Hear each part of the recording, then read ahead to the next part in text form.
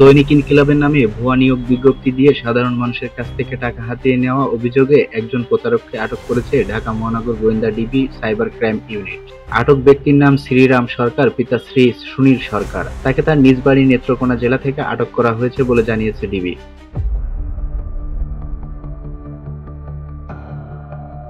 তদন্ত কর্মকর্তা উপপরিদর্শক রাশেদুল ইসলাম বলেন, শ্রীরাম সরকার সামাজিক যোগাযোগ মাধ্যম ও অনলাইন প্ল্যাটফর্মে ভুয়া নিয়োগ বিজ্ঞপ্তি প্রকাশ করতেন।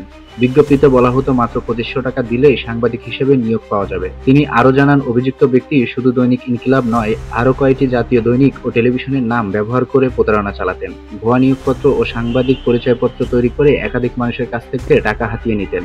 অভিযানে ডিবি তার কাছ থেকে 8টি মোবাইল ফোন এবং 58টি সিম কার্ড উদ্ধার করেছেন। প্রাথমিক জিজ্ঞাসাবাদে শ্রীরাম সরকার প্রতারণার কথা স্বীকার করেছেন বলে জানিয়েছেন উপপরিদর্শক রাশেদুল ইসলাম।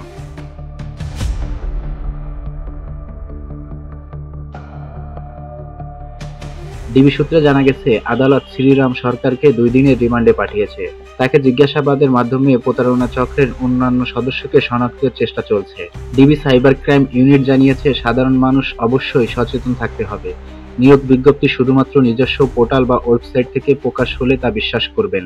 জীবন অবাক না করলে কে করবে? 28% মিল্ক ফ্যাটের অবাক করার সাথে ফ্রেশ মিল্ক পাউডার। জীবন অবাক করুক প্রতিদিন।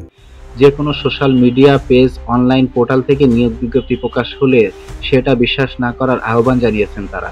আরও জানিয়েছেন, ভুয়া নিয়োগ চক্রের বিরুদ্ধে আইন শৃঙ্খলা বাহিনী কঠোর অভিযান অব্যাহত থাকবে। মোহাম্মদ সুমন, ডেস্ক নিউজ, দৈনিক ইনকিলাব।